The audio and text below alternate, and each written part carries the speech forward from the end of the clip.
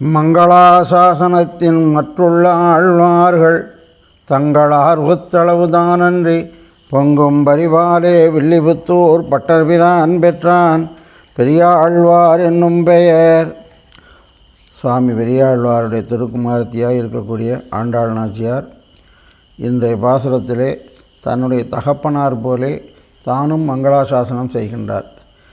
எம்பெருமான அறப்பெரியவன், அவனுக்கு நாம் பல்லாண்டு பாடலாமா என்ற அந்த ஞானம் இல்லாதவராக இருந்த பெரியாழ்வார் பல்லாண்டு பாடினார்.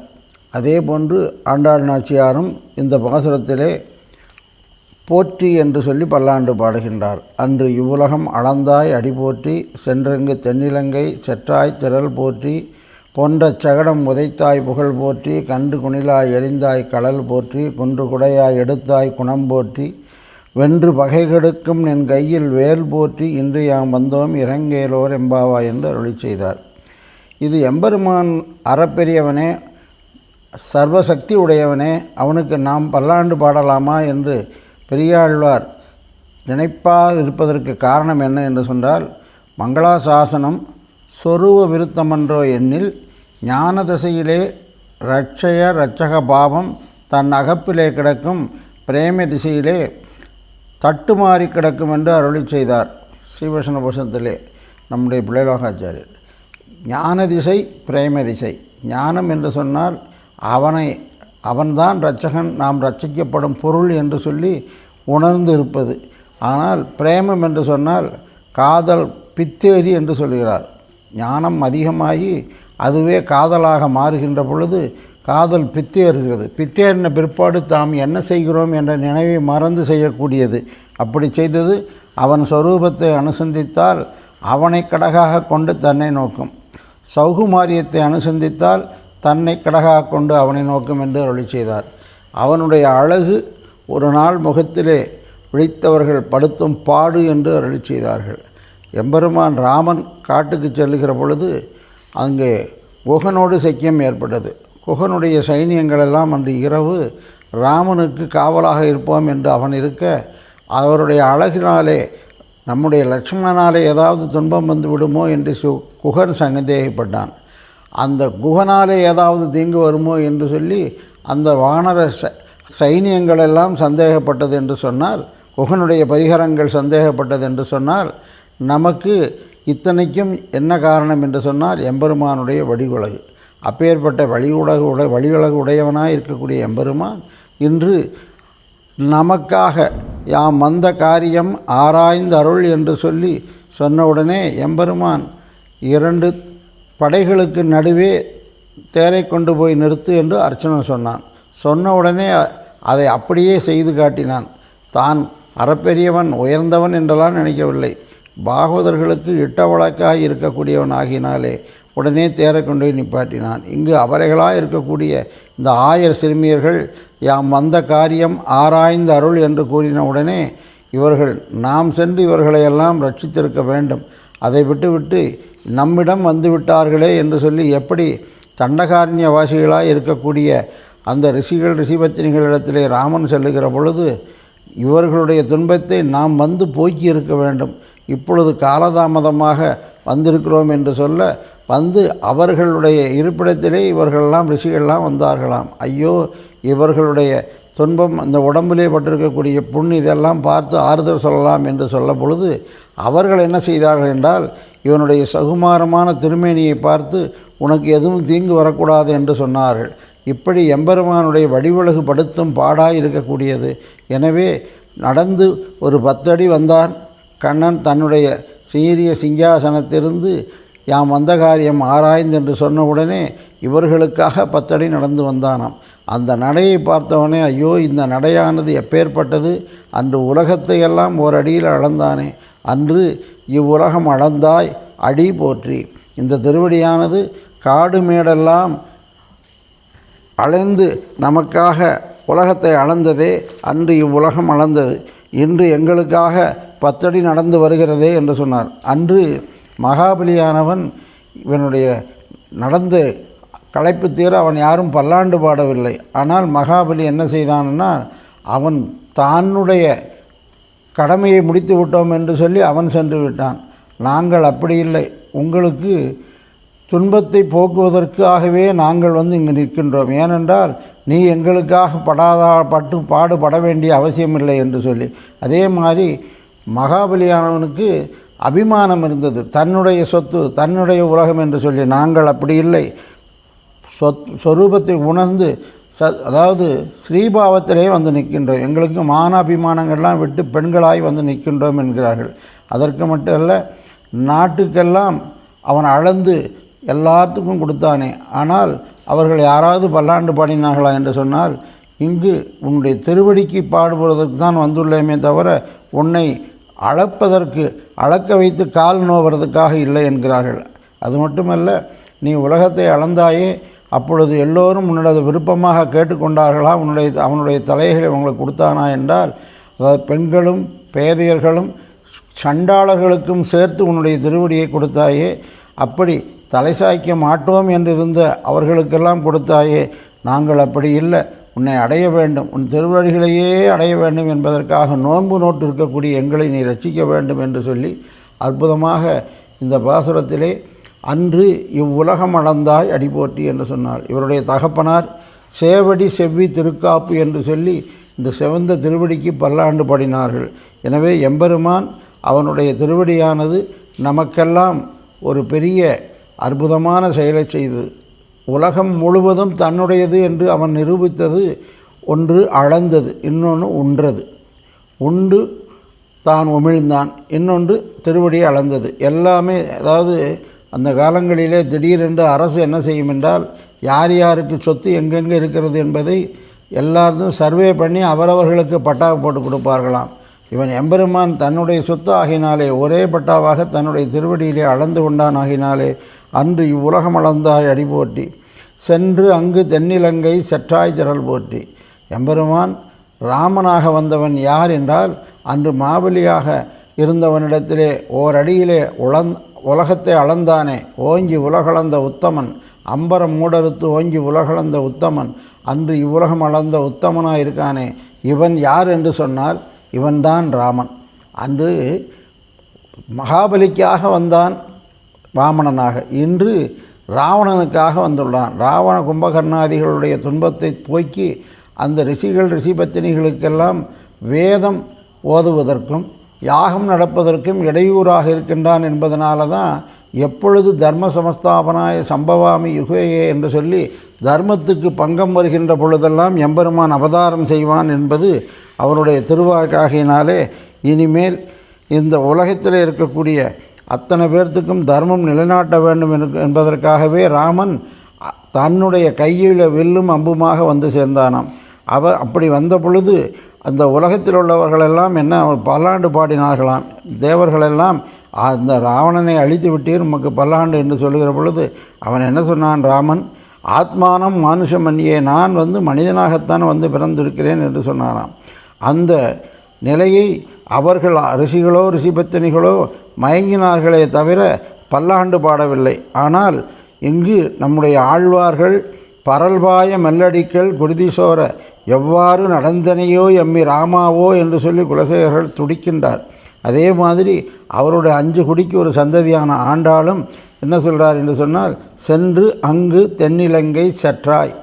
அவன் ஒரு கைம்பெண் போலே ஒரு பெரிய அரணமைத்து கொண்டு நீரரண் நிலஅரண் மல அரண் என்று சொல்லி எல்லா விதமான அரண்களோடு தான் அடைத்து கொண்டிருந்த இலங்கைக்கு சிங்கம் இருக்கக்கூடிய குகையிலே சென்று, புலி இருக்கக்கூடிய புலிகிடந்த தூற்றிலே சென்று காலிலே இடருமா போலே ராமன் அங்கு சென்று அவருடைய துன்பத்தை, அதாவது சீதா பிராட்டியை தான் மீட்பதற்காக மட்டுமல்ல, அந்த ரிஷிபத்தினுடைய தர்ம காரியங்கள் நடைபெறுவதற்காகவே அவனை ஒழித்து கட்டினானாம். அதை சொல்கிறார், சென்று அங்கு தென்னிலங்கை செற்றாய் திரள் போற்றி.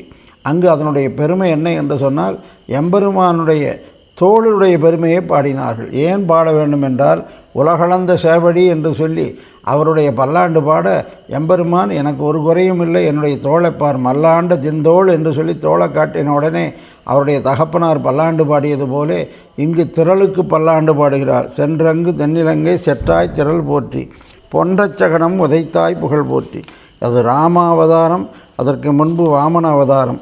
அந்த அவதார கிரமப்படி அடுத்து என்ன சொல்கிறார் என்றால் கிருஷ்ணாவதாரம். கிருஷ்ணாவதாரத்திலே எம்பெருமான் பொன்ற சகடம் உதைத்தான். அதுவாது ராமன் எப்பேற்பட்டவர் என்று சொன்னால், அவருடைய குருவானவர் மந்திரவாதி போன்று இருக்கக்கூடிய வசிஷ்டர், விஸ்வாமித்திரர் போன்று இருக்கக்கூடியவர்கள். அவருடைய ஊர் எப்பேற்பட்டது என்று சொன்னால் அயோத்தியா, எதிரிகள் உள்ளே நுழைய முடியாது இருக்கக்கூடிய ஒரு பகுதி.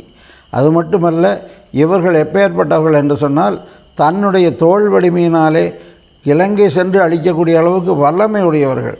அந்த ராமனுக்காக நீங்கள் எல்லோரும் இறங்குகிறது போல இல்லாமல் இங்கு ஊரோ அயற்பாடி, இங்கு எழும்பூண்டெல்லாம் அசுரப்பூண்டாக எழுகின்றது. இங்கு கம்சன் எப்பொழுது இவனை கொல்ல வேண்டும் என்று சொல்லி கங்கணம் கட்டி சுற்றி கொண்டிருக்கின்றான். அப்படியெல்லாம் இல்லாமல் அப்பேற்பட்ட இந்த உலகத்திலே என்ன செய்ய வேண்டும்? நீ பொன்ற சகடம் உதைத்தாய். நீ குழந்தை பாலுக்கு அழுவது போல கையங்காலையும் ஆட்டிக்கொண்டு சகடாசுரனாக வந்த அசுரனை தன்னுடைய காலிலே உதைத்து அவனை அழித்தான். அப்பொழுது இந்த காலுக்கு பல்லாண்டு பாட வேண்டும் என்று பொன்றச் சகடம் உதைத்தாய் புகழ் போற்றி, கன்று குணிலாய் எறிந்தாய் கழல் போற்றி. பொன்றச் சகடம் உதைத்ததனுடைய புகழானது, அந்த பெருமையை நாங்கள் போற்றுகின்றோம். அடுத்து கன்று குணிலாய் எறிந்தாய் கழல் போற்றி. இந்த அசுரர்களெல்லாம் ஆயர்பாடியிலே இவனை அழிக்க வேண்டும் என்பதற்காக கம்சன் நேரிலே வராமல், கம்சனிடத்திலே எம்பெருமானுக்கு துளிகூட அச்சமில்லை. ஆனால் கம்சன் எப்படி என்று சொன்னால், கண்ணன் என்று சொன்னாலே கொலை நடுங்கி கொண்டு ஒளிந்து கொண்டு தான் மற்றவர்களெல்லாம் அனுப்பி தான் எப்படியாவது கொன்றுவிட வேண்டும் என்று நினைத்தான். 2 அசுரர்களை அழைத்தான். ஒருவனை கன்றாகவும் ஒருவனை விழாமரமாகவும் ஆக்கி, நீ சென்று அந்த கன்று அங்கு மேய்வது போலே இருந்தால் நீ அங்கு கண்ணன் வருவான், அப்பொழுது அவன் மேலே விழுந்து இந்த மரம் அவனை நசுக்கி கொன்று விடும். ஆகினாலே நீ 2 பேரும் சேர்ந்து அவனை எப்படியாவது அழித்து விடுங்கள் என்று கம்சனுடைய உத்தரவு. இங்கு வந்தார். வந்து ஒரு கன்றாகவும் விழா மரமாக நின்று கொண்டிருந்தார்கள். கண்ணன் இவர்களுடைய உட்கருத்தை உணர்ந்து தான் அங்கு சென்றவன் நேராக ஏதோ ஒரு பழம் பிடுங்குவதற்கு, பழத்தை அடிப்பதற்கு ஒரு கல்லெடுத்து எரிகல்லாக எரிவது போலே இங்கு என்ன செய்தான் என்று சொன்னால், கன்று குணிலாய் எரியக்கூடிய வஸ்துவாக எரிந்தாய் கடல் போற்றி, கன்றை எடுத்து மரத்திலே எரிந்தான். 2 அசுரர்களும் மாண்டு போனார்கள். இங்கு எதற்கு பல்லாண்டு போடுகிறார் என்றால், அந்த காலை மடக்கி எப்படி அந்த கிரிக்கெட் எரிகிற பொழுது அந்த காலை மடக்கி கொண்டு உதைத்து எறிவது போல எழுவார்கள். ஆனால் கையில் தான் பந்து இருக்கும். இங்கு கையில் தானே கன்றை எறிந்தான், ஏன் காலுக்கு பல்லாண்டு என்று சொன்னால், கால் மடக்கி இருந்த அழகு அப்பேற்பட்டதாக இருந்தது என்று சொல்லுகிறார். குன்று குடையாய் எடுத்தாய் குணம் போற்றி. இந்திரனானவன் எம்பெருமானுடைய அந்த தனக்கு எம்பெருமானுக்கு அளித்த உணவையெல்லாம் தனக்கு இல்லாமல் போய்விட்டதே என்று கோபத்தினாலே, அந்த கோவர்த்தனகிரி இருக்கிறதே அங்கு கடும் மழையை பொழிந்தான். 7 நாட்கள் இரவும் பகலும் அந்த மலையை எடுத்து கல்லெடுத்து கல்மாரி காத்தா என்று இருந்தான். அப்பொழுது அவனுடைய சிரமமானது எவ்வளவு சிரமங்கள் என்று சொன்னால், இந்திரனை நினைத்திருந்தால் அப்பொழுதே அழித்திருக்கலாம். அவனுடைய உணவை வெண்டுவிட்டோம். ஒரே பொழுதில் அத்தனையும் தான் மலையாக இருந்து கொண்டு உண்டான். உணவை உண்ட நாம் அவனுடைய உயிரை உண்ணக்கூடாது என்று சொல்லி காத்திருந்தாராம். ஒரு தாய்க்கு 2 குழந்தைகள், சித்திரையில் 1 ஆடியில் 1. இந்த 2வது குழந்தை கையில் இருக்கின்ற பொழுதெல்லாம் முதல் குழந்தை சபல குழந்தையாக வந்து தாயினுடைய முதுகிலே குத்துவதும் விரலாலே கிழிப்பதும் கீறுவதுமாக இருக்குமாம். தாய் என்ன செய்வார் என்று சொன்னால், அதை பொறுத்து கொண்டு, இந்த குழந்தையின் மேலே உள்ள வெறுப்பினாலே தான் இப்படி செய்கிறது என்று சொல்லி அதை பொறுத்து கொள்வது போல இந்திரனிடத்திலே தான் பொறுத்து கொண்டாராம். என்ன என்றால், இவனாக கையோய்ந்து அவனே போகட்டும் என்று சொல்லி அந்த 7 நாட்கள் காத்து கொண்டான் என்று சொன்னால், அதைத்தான் இந்த பாசுரத்தில் இந்த வரியிலே சொல்லுகின்றார்.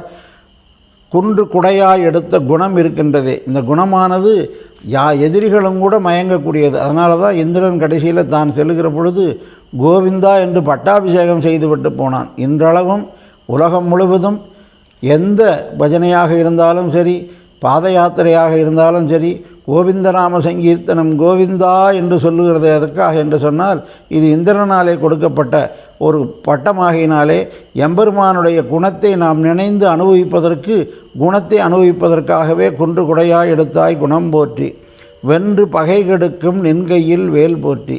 கையிலே இவர்களுக்கு வேலா என்று சொன்னால் ராமனுக்கு வில்லு. இந்த அவதாரத்திலே மாடு மேய்ப்பதற்கு ஒரு தடியும், அந்த தடியினுடைய நுனியிலே ஒரு இரும்பிலே கூரான இருக்கக்கூடிய ஒரு வேலாக வைத்து பதித்திருப்பார்களாம்.